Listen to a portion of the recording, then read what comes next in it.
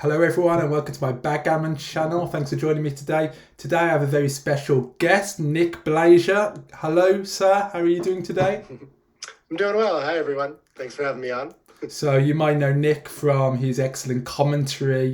He is a commentator extraordinaire. You've seen him on the UBC.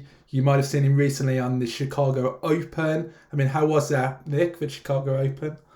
Yeah, it's super fun. It's the whole commentary gig has turned into getting brought out to like more and more tournaments and getting to do more fun stuff with it. At this one, I brought all my coffee gear along and made coffee for all the participants at the tournament too. So it's nice to get opportunities to do things like that. And with all the people I'm meeting, I'm starting to get into teaching some lessons too, and exploring writing some books and things like that too. So I'm getting a lot more involved with backgammon too. Super. That sounds Yeah. great. So you're known for your coffee. I've heard such talk. What's your coffee of choice? Yeah, what I was brewing at the tournament was Intelligentsia. It's a local Chicago brand. You can watch a 15-minute video on the Backgammon News channel, by the way. Simone Chama recorded my whole setup in the hotel room. Asked a lot Awesome. of good questions. But I think probably my favorite is a roaster in the Netherlands called Manhattan, of all things, from the US to get from there. They've got really cool stuff. So I don't know. If you want something really special, check them out. Yeah. Okay, nice coffee plug there. So how did you Yeah. first get into commentating, Nick? What got you into it? Yeah, I started in 2019. I think the first match I ever did was at Monte Carlo. Oh, In nice. so the whole legend, that's where the UBC started. Mark had brought Sander and Mochi out there to play that match. There was no contender tournament that year. And because they had all their recording gear there and the tournament didn't have a streaming setup that year, I think Mark just on the spot was like, well, we could do the streaming too, I guess. So they did their best to organize all that, and it went pretty well. But somewhere during the weekend, he asked me to help out with the match. I can't remember if it was the Super Jackpot finals that I helped out on. I know I did some transcription work for him too. But apparently it went well enough that he wanted me to come help out with Gibraltar, the contender tournament, later the next year. So yeah, it's all kind of spiraled from there. It's been pretty cool.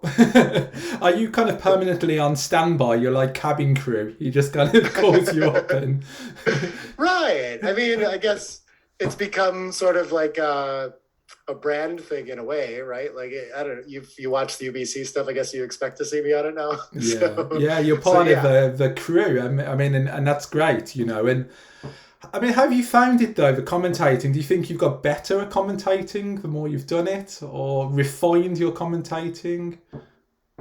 Probably I've gotten better at it and refined it. To be honest, I don't know. I haven't watched almost any of my own commentary. I think I wouldn't be like embarrassed to do it, but I also don't want to be thinking about it too much. Like the Gibraltar tournament, Wilson made that nice cut video of me saying "Hey everybody" over and over again, like 20 seconds straight. And if I'm too aware of things like that, then I might think about it. So it's almost better to not watch it. But I think my rapid understanding of the game has developed since then. And sort of over the last couple of years, maybe instead of studying specific themes very deeply, I've just been playing a lot of speed gammon and trying to get an intuitive response to positions. Mm. And I imagine, that's gotten a lot better. And that probably shows up in my commentary as well, that I can kind of assess and give something of value about a position pretty quickly now. Yeah, I mean that does come across. Yeah, you know because they're playing quickly, you've got to really offer those rapid responses, haven't you? And Yeah. I guess developing that kind of instinctive response can be helpful, right? Yeah, for sure. Yeah. And Yeah. I mean, what have you learned kind of about your own game commentating? Would you say you've learned kind of things that have improved, like your own PR or the way you play? Um, at a 10,000 foot view, people ask all the time if commentary helps me play backgammon better, and I think almost certainly not. I think it's a very different. I have to say something about the position and try to convey why something's correct, which is different than being on the hook to make the decision yourself in a game, right? So I think I feel somewhat sharp by the end of a week of commentary, just from all the insights that I'm absorbing from talking through. And maybe I get faster in certain positions. I'm not sure, but I don't know. It's not a substitute for working on your own game for sure. Yeah, You yeah. know? And I guess if Yeah. you're, I guess if you're commentating, like Mochi v Sander, do you kind of feel a Yeah. little bit like, I mean, who am I to offer kind of Well, comments on these guys, and no disrespect, yeah. you know, not really. I think I think what I notice about those matches is that it's still not intuitive to the average viewer why a position would be challenging, why they're stopping to think about something, what the competing features might be of a position. And so I think that that matchup, maybe more than any matchup, kind of needs the commentary just to like translate like why is Mochi stopped on the second roll position or something, to think or like calculate like what could even possibly be going through his head. I think that's kind of a challenging thing with watching streamed backgammon is it's hard to connect to what's difficult about a position. And so hopefully I can illuminate some of what they're going through over the board. Yeah, you're kind of like a guide, right? You're like kind of Yeah. Yeah. Virgil, kind of guiding Dante into the underworld or something. Right. I That word guide has come up in my life a couple times. I Yeah, and think that's why I like teaching so much. I mean, I've enjoyed your commentary, Nick, and I'm sure I'm not the only person. You're enthusiastic, and that really comes Yeah. across. And I think that's important. There's an enjoyment, and certainly in the Chicago Open, where there are multiple people commentating, kibutzing, and the energy in the room, was kind of like exciting. And that's the thing, backgammon needs that kind of injection of positivity and energy, right? Yeah, yeah. Well, thank you. Yeah, and I've also noticed the difference in energy of these different commentary gigs. I find it a lot easier to do the UBC stuff where I'm with just one co-commentator or just Mark, someone I've worked with a lot, and the focus is really on this high level match, and we're talking through with the benefit of XG analysis. And I mean, it's the best like learning experience that you can have. These US events, they like to do this like open mic kind of thing to give a better feel for these other players that are there, to get to know more people, to get a feel for the tournament environment. I think that's like the product that we're creating there. Mm-hmm. And it's a completely different energy, right? People are going to be shouting out plays left and right, might not be able to look it out. We're going to make our best guesses. And that's something that I hope that I've developed as a skill with commentary too, is just like being able to adapt to whatever situation you show up with, and like contribute whatever is most useful there. I was joking with someone else that like the most valuable thing I felt like at that tournament, I had to do some live transcription because everyone was so certain of their plays and they just needed an answer every now and then to maybe like a dash of humility or to figure out, like resolve arguments, all this stuff. Just being able to come back to it and say like, what does everyone think? Here's what the bot thinks. And then, I don't know, it kind of was a nice cap to all the conversations. Yeah, I mean the UBC stream and obviously the work the Galaxy team is doing is tremendous. It's the best streaming of backgammon there is, and with the XG and the commentating and what you're doing, and other people like Michael Lamote, and they had Aref. He did some commentating, and these brilliant players offering their different insights, and everyone's kind of got their own flavour. Ryan was doing some stuff. It's quite amusing. And then you've got these older like Neil and Bill. So I mean, you got this kind of motley crew, man, of different opinions, and I mean that's great, because it's a bit like you're listening in on a chouette. Yes. And I think chouettes are like a great way to learn, as Phil keeps saying. You should play chouettes. Yeah. I think so too, and I think with all it's like a cast of players like that too. It can be like the same issue with watching a Mochi Sander match. When they're describing what they think should happen in position, it might not be intuitive how to like connect that to a casual viewer and like how they're coming to their conclusion. So then in a lot of those situations, I see it. I think you talked a little bit about like letting other people shine. I like to try to do that with the commentary, hopefully too. Is like, I think I see it as my job in those spots to like ask the right questions about why, so we can get to how they arrived with certainty at that solution, Yeah. and kind of connect those couple extra dots that they wouldn't share otherwise. Yeah. Yeah, nice. I mean, yeah, really good. Really like the insights. And I think one thing that I realise from watching kind of commentated backgammon is it's kind of okay to make mistakes. You know, Mm, backgammon players are super hard on themselves, you know, when they make a blunder. But, you know, you watch Mochi play and he makes the occasional blunder. I mean, I made a video on some of his blunders with Will Snelling's. yeah. But you know, Sander makes blunders. You know, these great grandmasters, they make mistakes, and I think part of like getting better at backgammon is recognizing human fallibility. You Yeah. know, and that's really Yes. hard because everyone wants to play like a zero PR. You want to just grind it. But is that even ever possible? Do you think to kind of take it, you know, to that kind of level? Um, Yeah. Well, I'll tell you, having done commentary with a lot of the top players, there are a lot of them that thrive off of that pressure to play perfect. The guy that always comes to mind is Victor Ashkenazi. I mean, he's a tough critic, but he's his own toughest critic too, right? And he doesn't accept it if he makes a blunder in a match. um, but I think it's important to show that people do that as well, just like you're saying.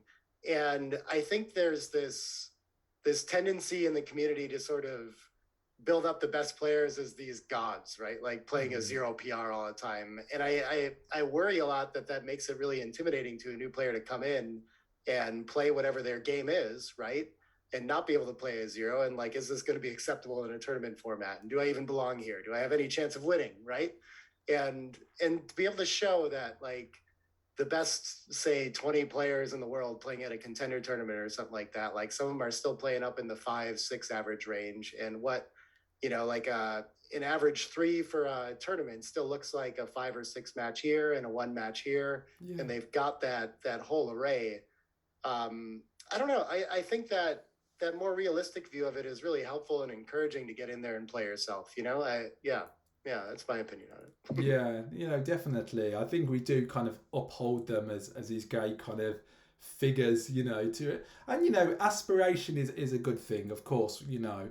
But Yeah, it can kind of be kind of self-destructive, I think, you know, to a certain extent. And I wanted to sure. ask you, you know, about how do you practice for a tournament, Nick? Well, like, what steps do you take Yeah, for that? yeah.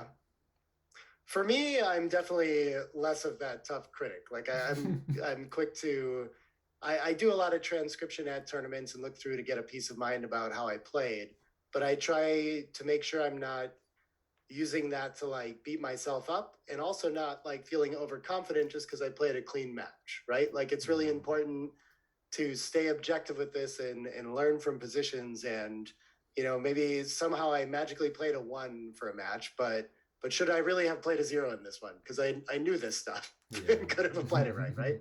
And then is this 7 match that I played, maybe those were just all really hard decisions and I've got things to like play with later, but did I actually know those? Could I have done better than that? I don't know. But just making sure that there's no major leaks creeping in that like I don't know, like especially early on in my tournament career or like when I first started backgammon, I had to check in on myself a lot to make sure that I'm not like over optimistic about taking cubes regularly through a match, or am I like over optimistic about sending? There's like Mhm. things like this where you can make adjustments and recognize that you're a little off the mark. And I think that's looking worth looking over like during a tournament without beating yourself up over it. Yeah. Yeah. You mentioned major leaks. Like, how do you find those major leaks? Yeah, a lot of that. The true stuff is the after the tournament work. That's another thing that I spoke with Ryan at the tournament about this. Is Yeah. like he's someone that has struggled to adapt his online game to his live game. He's pretty confident that he plays online at a 2.7 average. I don't think he has a desktop version of XG, so maybe I don't know how accurate that can be, or if he knows for sure. Hmm. But that's his impression of it. And then live, I think he's playing like a low to mid 3. And so he's a little down on himself trying to play better and things like that. And my advice to someone like that is still like when you show up at the tournament, you just have to play your A game, whatever it is. And there isn't any fixing that like at the tournament. You know what I mean? Like it's going to take enough energy to perform your best across 3 to 5 to 7 days. You know, should you be so lucky to get into a final or something like this, wearing yourself down trying to learn the game of backgammon and like shift how you play it while you're there too is like just generally going to be too much. You know, so yeah, that's all. I think the big leaks come afterwards when you have a large sample of match data and you can go through and categorize things and see, okay, I'm making a lot of mistakes in this area or this area, and I see some theme that I seem to not be understanding. Or you work with a coach and they can pull out a theme and see the common theme between a bunch of errors that you were making that you weren't recognizing, you know?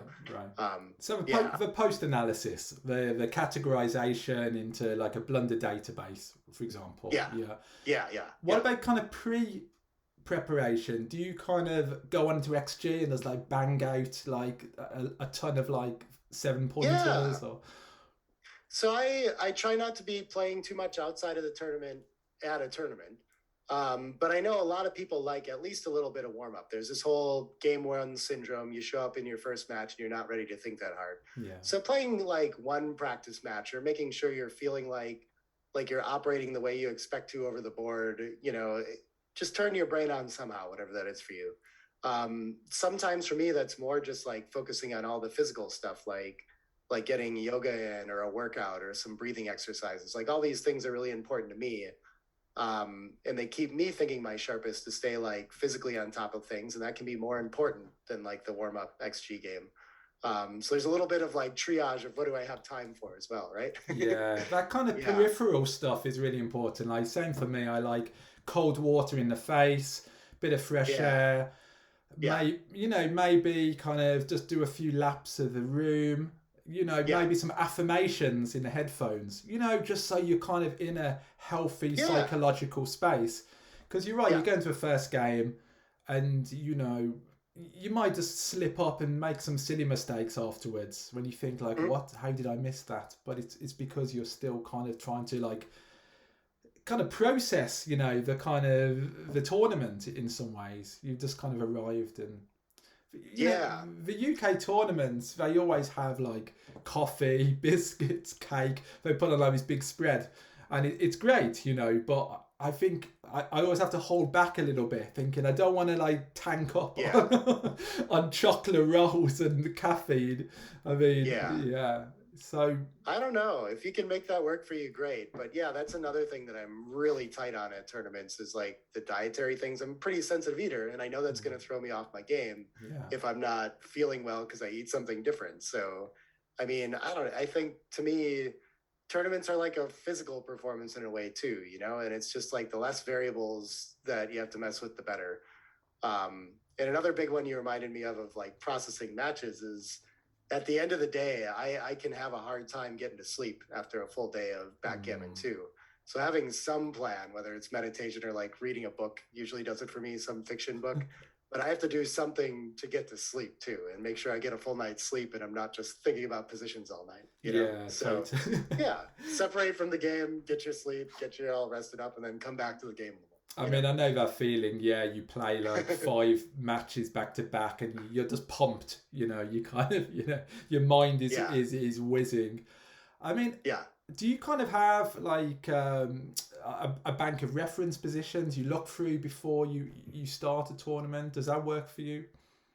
Yeah, I am. Well, honestly, I'm inconsistent with it. I do have things that I like to go to try to ground my game, but I know people. I think Mochi's one of them that has a very specific set of references that he uses as his pre-tournament prep every time.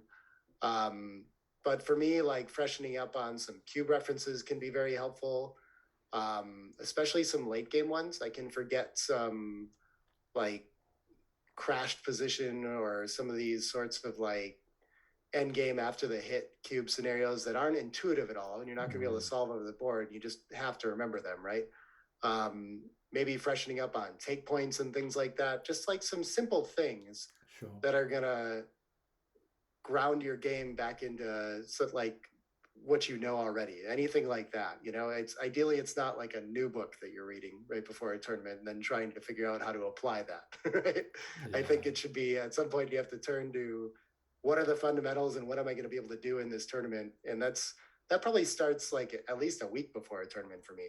Yeah, just kind of reinforcing and embedding. And I think it goes back to like what you said before about the commentary, that backgammon is often about the fundamentals, isn't it? It really always comes back to kind of these kind of ground rules that you really need to concretize, really make solid before you start overstretching. And I see a lot of that, on these forums where people are trying to kind of talk about super complicated positions before they really understand the basics.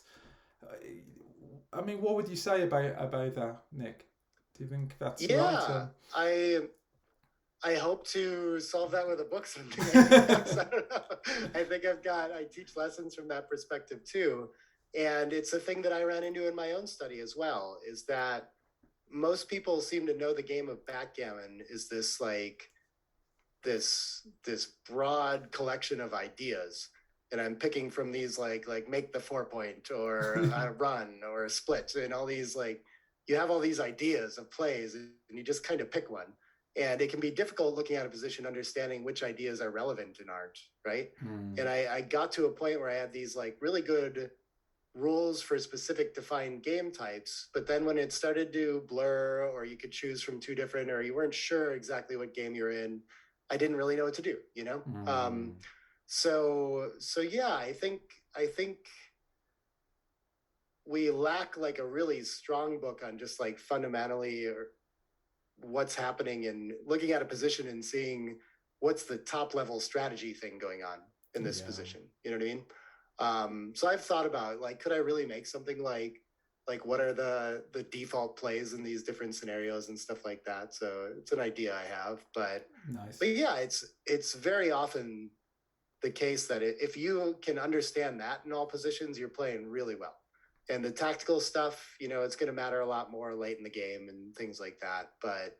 But just fundamentally seeing what's happening in position and what the most urgent need of it is, like those are where your biggest mistakes come in, is when you miss something like that. Yeah, totally. I mean, so many positions can be explained in terms of, flexibility or connectivity, or they're so central. I mean, I guess a difficulty comes where you're deciding between two different variables. Do I go for the duplication play, or do I go for the more flexible play? And that's when you, like you said, you get to a higher kind of learning. Yeah, that's interesting. Duplication is like my favorite secondary one. I don't know if you've ever. There's a lot of older generation players, or I don't know about a lot of them, but I've played with players where duplication is like the fundamental strategic concept in their mind and their understanding of the game. And watching someone like that play is just like mystifying. Like they find the craziest stuff because it happens to duplicate twos everywhere. And you're like, yeah, but what about the rest of the game strategically now that you've buried a checker to the deuce and things like this, right? I saw a great video with David Presser, actually, and he was saying duplication is a secondary concern. And, yes, absolutely. And that kind of inspired me to do my video on stuplication, which was quite fun.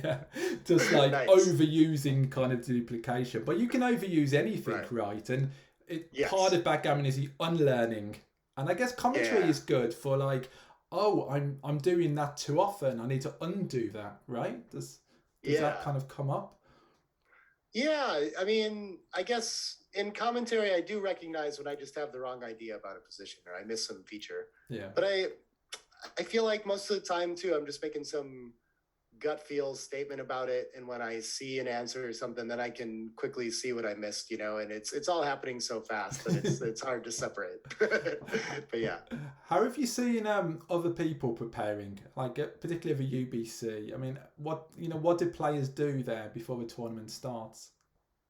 Yeah, I've talked to a lot of people about that, and I think for most people it's another tournament, right? They might want to study for it and play their best, but they're not doing too much different. But I've heard some cool stories of like in Japan, I think Mochi and Kazuki and a group of other people working together as a team to kind of develop like Japan's understanding of backgammon better. And I think Ali in Turkey was doing that with a group of people too. And the whole group's PR kind of comes down as they work with top level players together. So I've been interested in maybe we could do something like that in North America or something. Yeah. Yeah. But for the most part, I don't know. Maybe you drill a little more into 7 point matches specifically, right? There's going to be some key scores that are going to happen there that you need to focus on. Maybe you don't need to study your long match references quite as much. And it's just like technical things too, making sure that everything you can memorize down to a T that you have available to you. Yeah. Yeah. And I mean, how is your memory in general? Are you pretty good at recalling take points and match winning chances and stuff?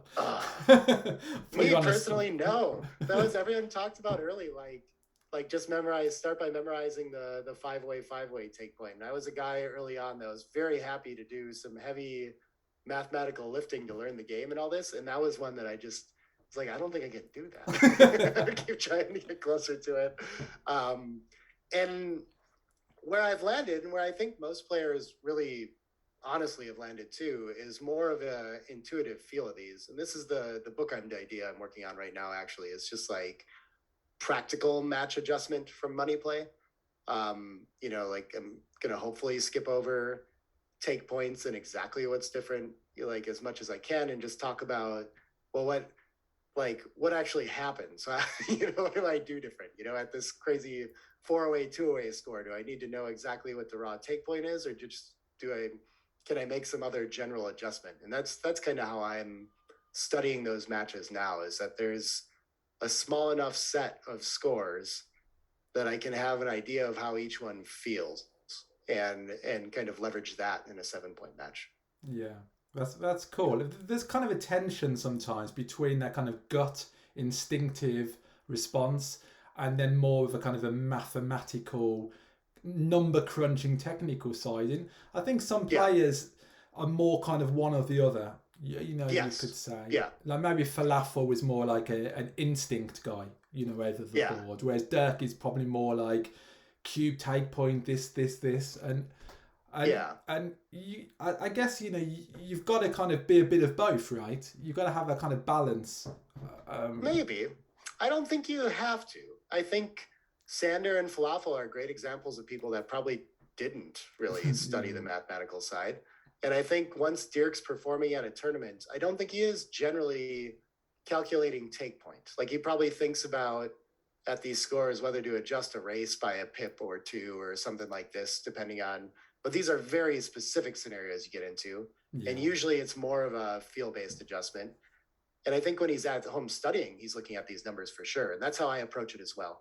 Mm-hmm. I'm going to look at what the take point is at home and understand how to calculate that and the gammon value and how all the numbers in a position add up to this result, and hope that keeps giving me a better intuitive feel over the board for what I should do in these spots. And I can come back to some of these numbers, but it's still more of a feel thing, right? Yeah, I think for me, sure as well. And I think even knowing that, look, I should be cubing more aggressively at this score, or yes. I should be a bit more kind of reticent with the cube, or I want to be like in an even away score. Like little stuff like that can hugely impact your cube handling, right? Yeah, yeah. So let's think about kind of tournament play then, Nick. Sure. Cubing, as we talk about cubing. So, how do you deal with the cube? In tournaments. Do you kind of play your opponent a bit more, or you a bit more kind of by the book? Do you know what I mean? Do you adjust kind of for your opponent? Oh, good question. Yeah, I would have said recently that I never do, but then I started finding times in club tournaments to occasionally try some things out, get some bluff doubles through in like priming positions. But it's a dangerous game. I come from a poker background as well, and I feel the same about that. That understanding what's right is hard enough, and understanding how to deviate from that successfully is even harder. And I'm unlikely to spend time on that. But it's also a very dangerous game to get into, right? Like you better be right about your adjustment, otherwise you're just giving equity away. Yeah. True. So I don't know. Like there's a lot to be said for just playing right the best you can. And the other side of that happens too. Sometimes not with the intention of like exploits in mind. Like people still adjust in live play to their opponents in ways that they probably don't recognize. Ryan Rebello, another good example of that. He has a classic story over the weekend of Justin Knoll sending him a cube that he thought was a clear pass, but said something or other about it being an early birdie cube, and it just got in his head, and he was like, "Well, I must have to take this then," and he takes it, and it's a massive blunder, right? And it's just these little things can have impact on you over the board. So I think adjusting can be a dangerous game that way, where like what you want to do is treat this like you're solving a puzzle and playing this game, and not reacting to your opponent and what they're suggesting to you is going on with the position either, right? Like use your own understanding of the game. Yeah. There's a definite cube psychology at work, right? And I mean, Dirk spoke about this, about, if you're playing a weaker opponent, you might kind of drop some of the cubes out of race decisions, close races, or holding positions, because you don't want to give away kind of the equity. I've never really understood those adjustments all that well, though. They've never connected intuitively where that's, of course I would do this. Like, I think holding games especially, I think people think those are very simple, and why do I want to give someone a shot to, like, win easy points in that? I'm not sure they always are, and you might take away a chance from your opponent to know the exact time that they need to clear the mid or the 8 point, or should they break their board. Like, they're difficult decisions can come up, and you might save them from those by passing too, right? So I think it's kind of a double-edged sword. You mentioned bluff cubes. How do you feel about the ethics of bluff cubing? I guess, the ethics of it are fine. If you have an idea that your opponent might pass, well, we're playing a game amongst humans, And I guess in a sense, that's how I treat two good cubes. I realize that's one adjustment I make. Something David Presser, I think, was the first one to suggest with me, but I think Phil Simborg talks about it too. I've got sort of a window of forgiveness with too good, where if it's 0.08 or less too good, I feel good about sending that anyway. Because for one, I don't have to play out the position and figure out these complicated, like, do I need to play a little safer? Do I need to play to cash all the time? These can be complicated checker play decisions. But on the flip side of that, your opponent might just misunderstand the position or misunderstand your thinking about it and think that it's a take, So if you're generating a take 1 in every 10 or 100 cubes even on these by sending when it's a little bit too good, I think you're getting a heck of a bargain, right? So I tend to err on the side of cubing in too good kind of situations. That's one adjustment I make. There's something kind of performative about it, where people know it's a take, but they're going to ponder over the cube decision just to try to kind of, force a pass, really. And there's some positions that look scary. They look, you're trapped behind a 6 prime, for example, and you think, oh, it's a definite pass. But, sometimes it's a clear take, isn't it? Depending on, what's going on the other side of a board. And Right. I did get lucky in one like that, where I was in a prime versus prime game, which I knew I was pretty dead in. But it probably looked for a couple rolls like I had life. So I was like, well, maybe I can try to get out of it by sending the cube, and it worked. So send a cube in a losing game and win a point. Every now and then that works out for you. But boy, does that hurt if they take. So be real careful with that. I think backgammon is sometimes like an exercise in losing. You kind of you console yourself, towards kind of losing, and maybe that's a good life lesson. It's a kind of philosophy for life, right? That things aren't always going to go your way, and I like that. Backgammon is life in a lot of ways, risk and gain. And, absolutely. Yeah. You get the dice you're given to you, and you always have to make the best decision you can with what shows up. I like that a lot. It mirrors life a lot more accurately, I think, than a lot of other games. Do you have a preferred match length you like to play to? I do most of my practice online in 7-point matches. I play 7-point speed on Galaxy mostly. Sometimes I get an itch for longer because there are some different decisions. But most of the crazy things that can happen at scores happen in a 7-point match. It's a little bit quicker.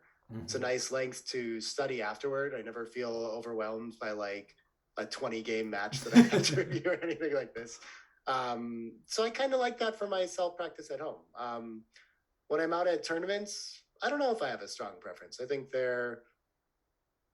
and I'm also not sure if I almost feel like I'm better at longer matches. People always like to talk about there being more complicated cube decisions, and like the longer the match is, the harder it gets, and you can get to these different situations. But usually not. Usually it just means you play more normal games, right? And you play less of the crazy score games.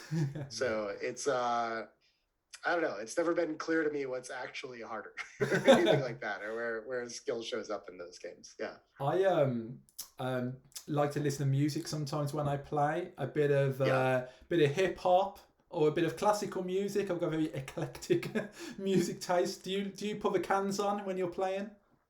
Oh, 100%. I wish the tournament could be. I don't know.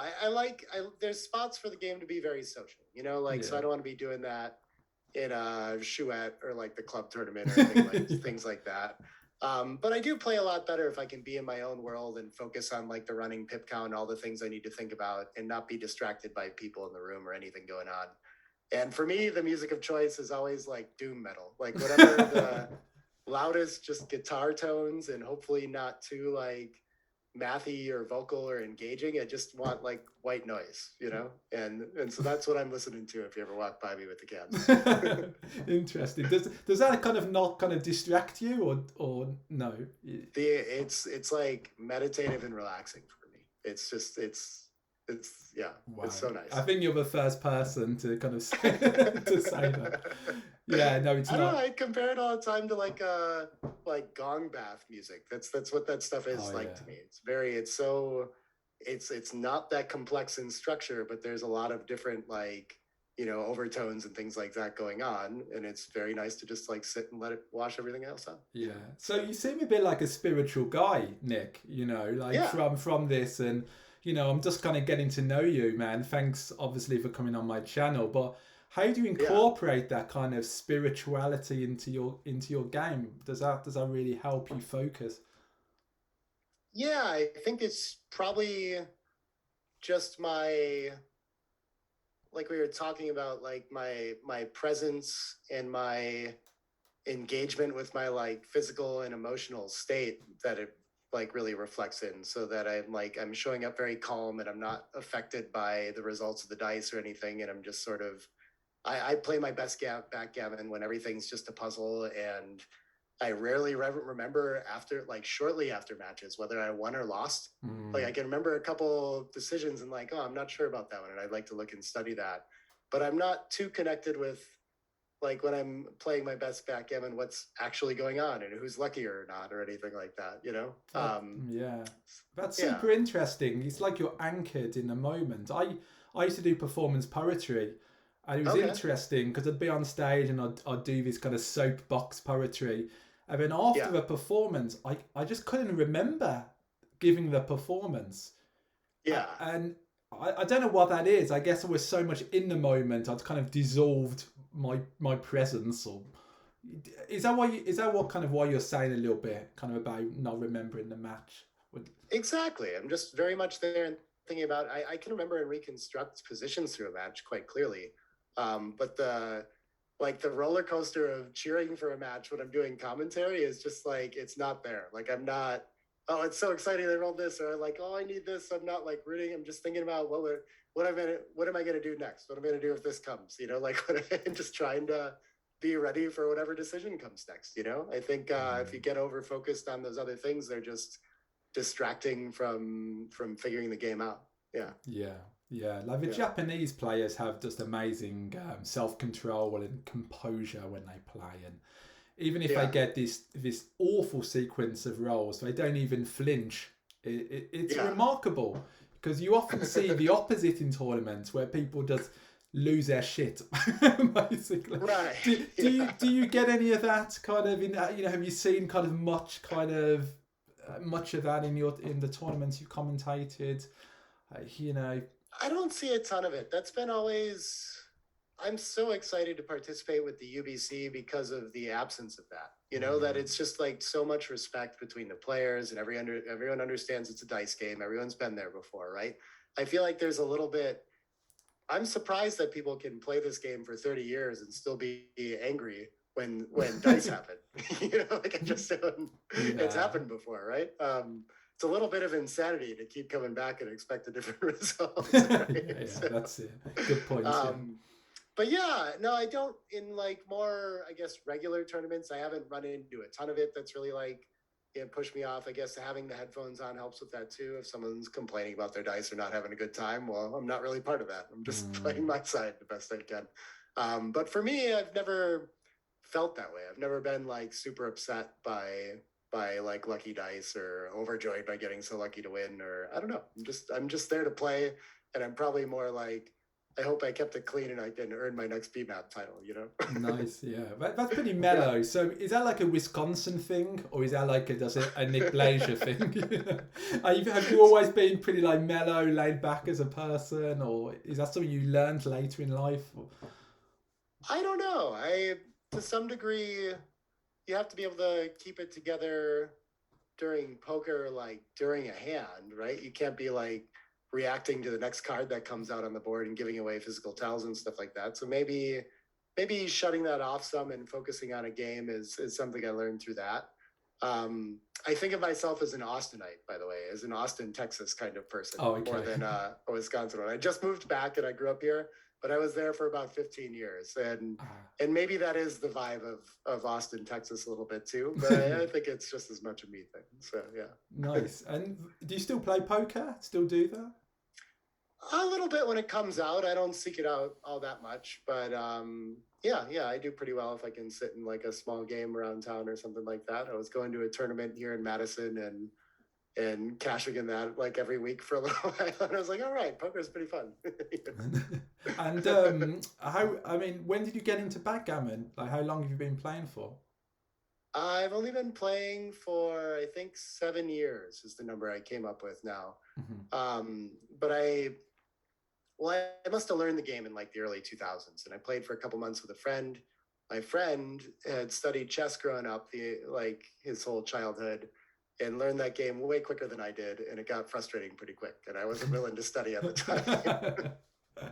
But so in 2015, I came back to it after I'd played poker for a long time and learned some other one-off like Euro board games. I'm a huge Kalis and Stone Age fan, if anyone knows what those are. Right.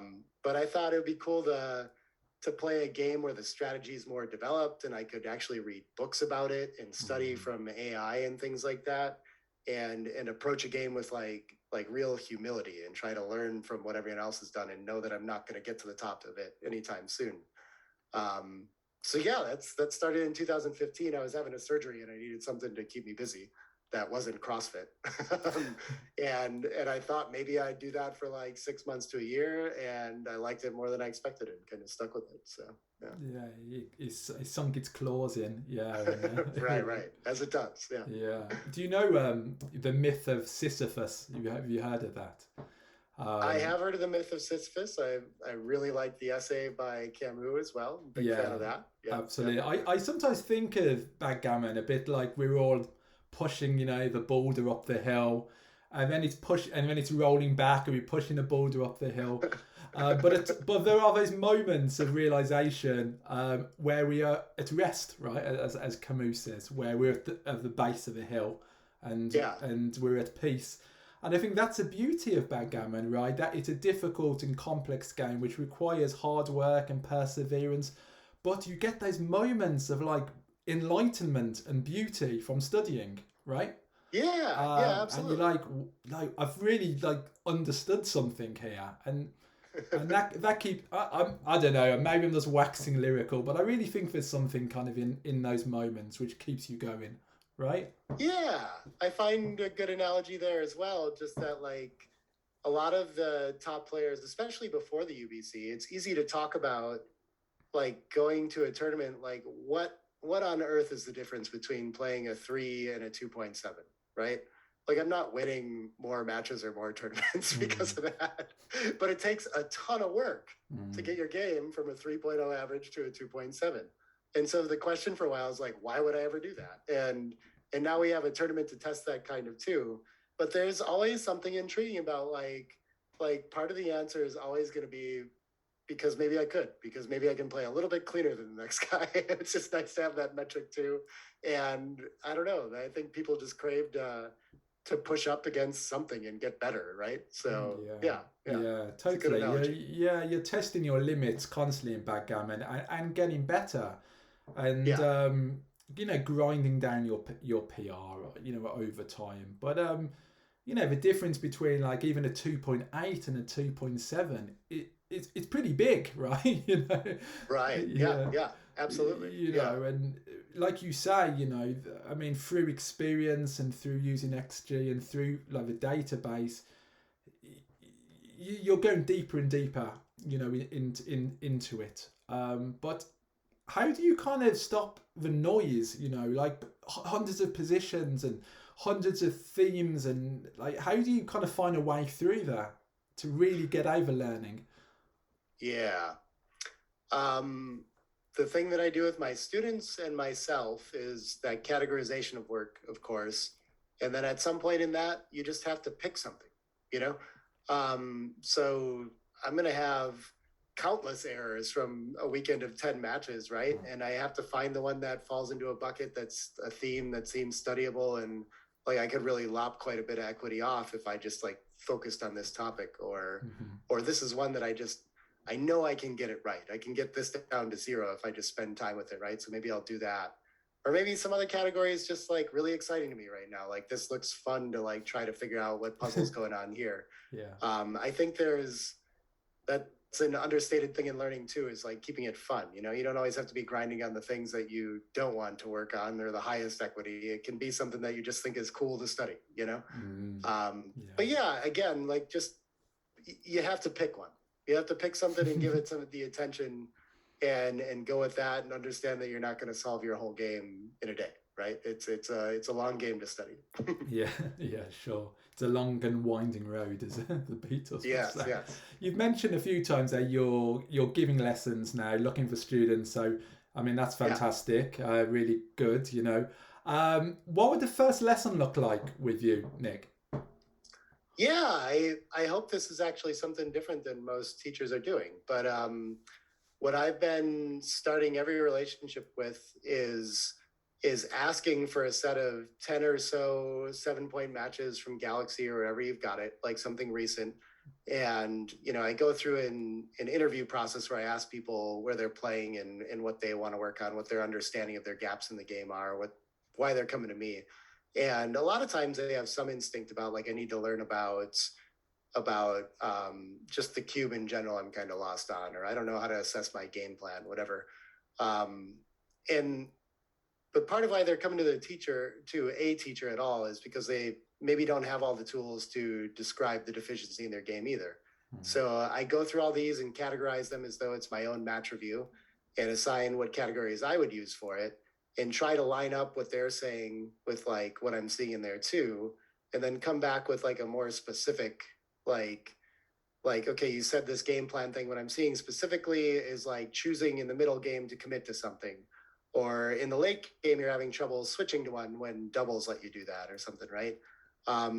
Or just maybe we can just spend some time establishing the default plays like I talked about in each game plan, and like this is what you want to be shooting for in this versus this. So yeah, the first lesson is this big review and getting an assessment of your game, and here's the lessons that I think would help the most, right? And just what I'm seeing at this point, and starting there, and that should give too some good measure of progress down the road too, right? Hopefully we do that again in a few months and it looks a lot better. Nice. I like that. Yeah, I like that. And really helpful, for players, because you don't know what you don't know. And that's a difficulty, isn't it? Sometimes you can look at a position, and even when you know the answer, you don't know why you know the answer. So what are you actually learning? Yeah. Yeah, I completely agree with that. I think that's a huge value of a teacher in general. Is just like you review your mistakes and come up with some reason for why the play's right, but you don't always have the right reason, right? So it's good to have someone second guess you and say like, yeah, you found the right play, but did you for the right reasons or not, or are you missing something here? Yeah, and that's important because otherwise you can kind of you can claim to know something when you don't actually know it, and then you can keep on making these mistakes over and over again in your game because you have this kind of false assumption about something. And right, yeah, part of, I guess, a good teacher is like you mentioned, that dialogue between you and the student, right? yeah, I think that's really cool how you get their feedback, and you bounce ideas off, because I guess there's different styles of teaching, and some teachers might be a bit more I am the expert, and it's a bit more like a lecture. Whereas you seem to be a bit more like it should be fun and collaborative, right? Is that kind of where you're going? I think a good example of that, like we were talking about, is how to figure out match score cubes. And if I'm working with someone really mathematically oriented, I'm happy to drill into the take points and how you calculate that and exactly what's going on. That's not most people's cup of tea. So people that just want some heuristics, I'm going to try to make that for them too, But I think figuring out like learning styles and kind of like what strengths and weaknesses are and where to go with people is like, yeah, you can't have that without a very strong dialogue and understanding of a person's understanding of the game. So I seek that out for sure. Yeah. What would you say, Nick, are like the three main reasons people don't improve backgammon? Go on, three things off the cuff. Yeah. The one sticks out above all the others. And that's the thing we talked about already, is this hodgepodge of ideas and just sort of like splattershot applying them and like making the 5 is good and why isn't it good here? Well, because you didn't look at the position. What else is happening?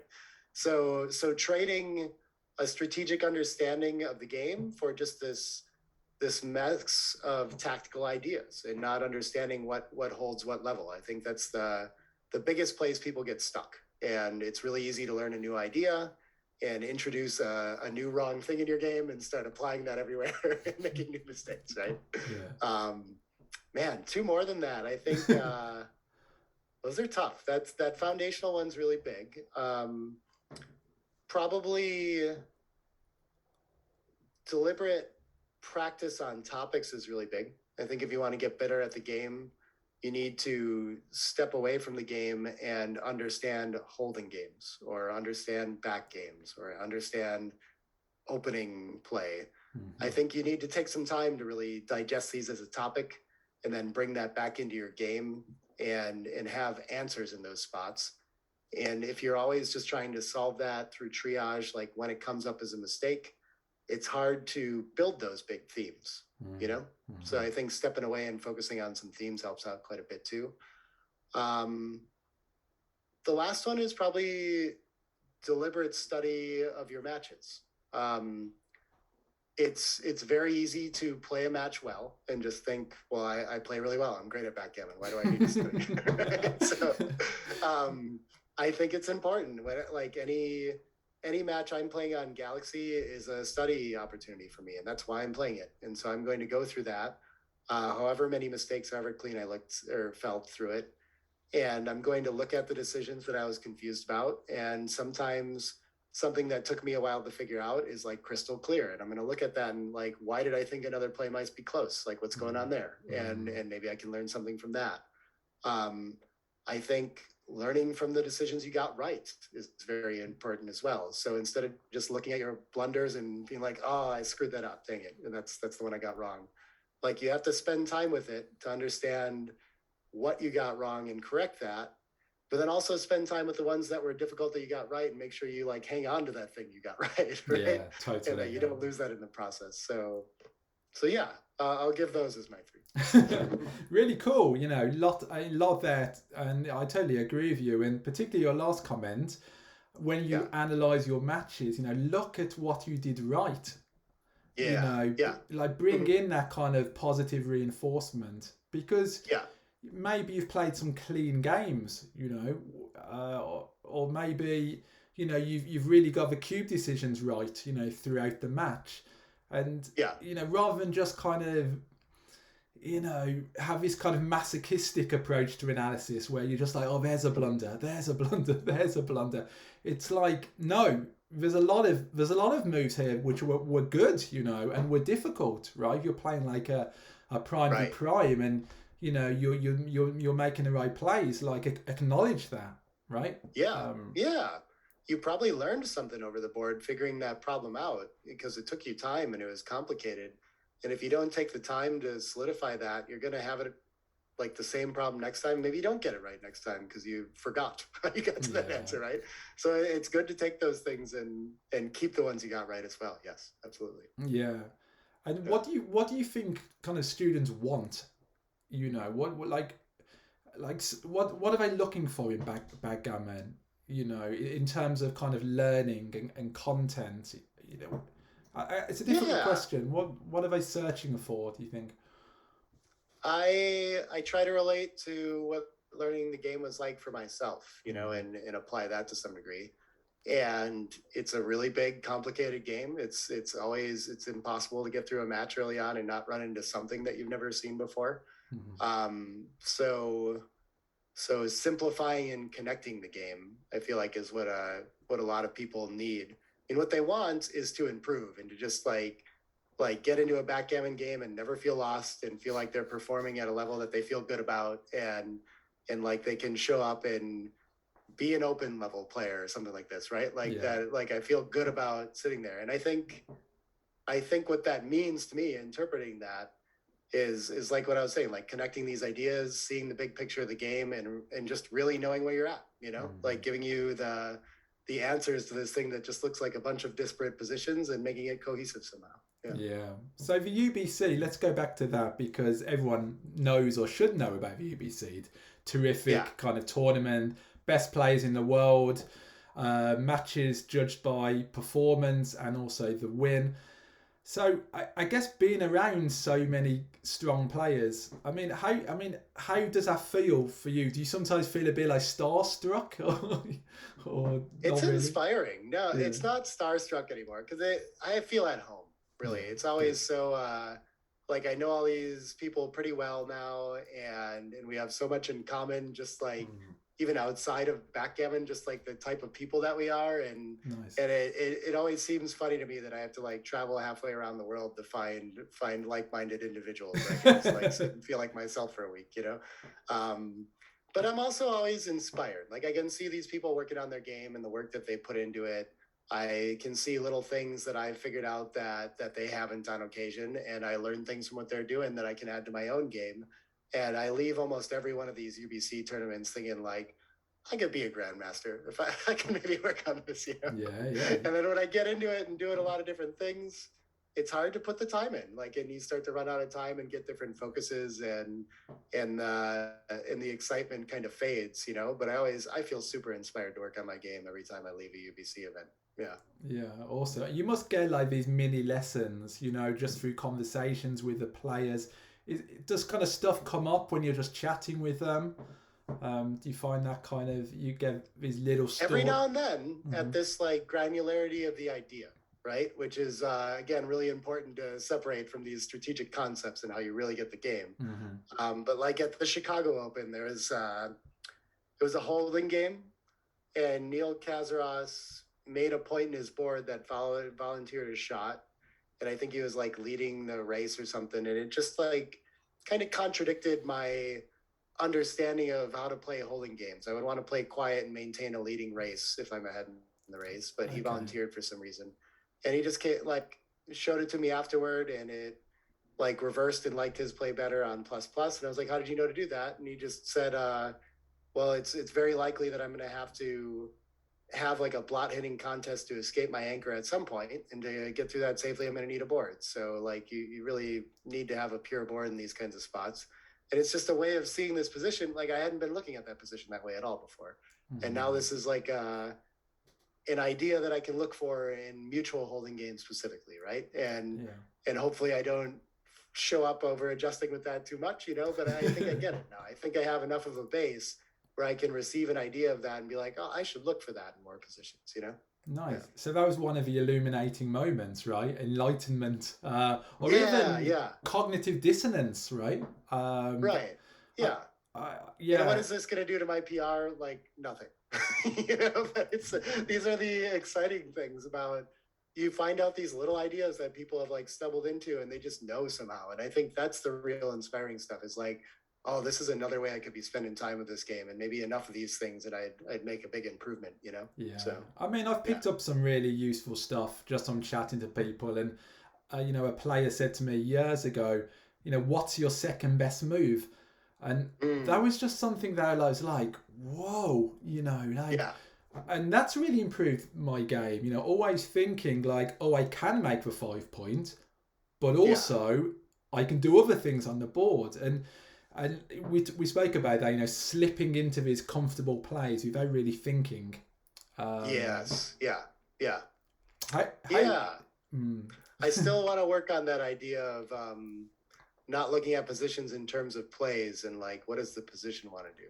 yeah. I think there's something there. Do I you think kind there's of go something into there. autopilot ever? Do you kind of, when you're playing, you have to kind of, give yourself a knock to kind of stay alert? Or Um, in Speed Gammon, I have like an instinctual game now. I think not in Speed Gammon. I'm happy to slow down and think about positions and try to analyze them. But I was in a place for a while where I wasn't really studying positions more deeply or trying to figure out tactics and just trying to like focus on that instinct. And so after the Dirk and Mochi final, I played that match against Mark. oh yeah, And I that was remember fun. most of that match, I was still like playing speed gammon because like in the complicated positions, if I know that I don't know, like what is the point in me like slowing down and grinding against that position and trying to come up with some reason to do something really? Like I can be happy to just accept, I'm not sure, but this has got to be okay. Just make Yeah. plays like that. So lately I've been slowing down a little bit more and looking at those and trying to, can I figure this out? Could it be bigger? And trying to get those tactics into my game again. Yeah. So you could say that's a reminder of sorts. Yeah. Yeah. That reflective learning is super important. And I mean, I teach for a living, and I know the value of metacognition, Uh-huh. knowing what you know or knowing what you don't know, and that is huge. Like you just kind of chimed in with that. But it's Yeah. it's really important, to know what you know and know what you don't know, and then otherwise, like, what are you learning? Like, really, like, it's just a lucky dip. Otherwise, right? Right. As a good teacher, I suppose, you're going to help them navigate, through those kind of choppy waters and be like, look, this stuff. So Yeah. let's Yeah. let's not bother with that. But this stuff is like, yeah, this is the area, and it might Yeah. seem obvious to you, but it's not obvious. Sure. And Sure. Yeah. that was part of my journey. I kind of had a rude awakening, I suppose, that I thought I really understood things, and then I realised, oh, I'm losing a lot. What's going on? What's the future for you, Nick, with Backgammon? What's happening? Yeah, so What's going I'm on? writing this book right now on match play that I hope I don't know when I'll finish with that. Yeah. I am, trying to figure out ways to reach out to and find more students to work with and developing lessons with those people that I've found already. I forget how many it is, somewhere between like 5 and 10 right now that I'm working with pretty regularly and Awesome. building out lessons that I can use again in the future. Yeah. Monte Carlo is coming up in the end of July, and we've got a lot of planning to do for hopefully some of the best streaming content that we've done for a tournament. We really want to make that a cool production, in some new ways that tournaments haven't done in the past.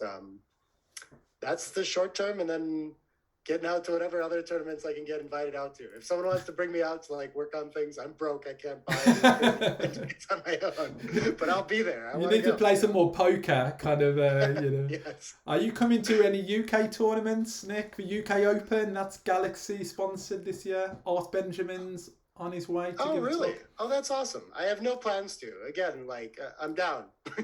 So Come send along, me a man. plane ticket and I'll be there. It would be good to see you there. I don't know if Mark's coming actually, but it'll be Yeah, nice, But yeah. yeah. No plans past Monte Carlo. It's hard to imagine not going to Cyprus and things like that, right? I'd love to get to that, but I really don't know. There's got to be a UBC finals at some point, and I don't know where that's going to be, and we'll probably have to travel a little bit to record that. So that's all still a big mystery and other priorities right now, and we'll wrap that up at some point this year. Yeah, that must be fun being part of a UBC team. So much fun. Yeah, I feel like I got so lucky landing in that and just establishing myself with it, and I hope to be more involved in the contender layer of the tournament next year too. I've got some ideas that I want to run with that too. But again, all the Monte Carlo and the finals, this is how it is with the Galaxy team for sure. We have to get through all these hurdles, and there's no use even talking about that. It's way too far in the future.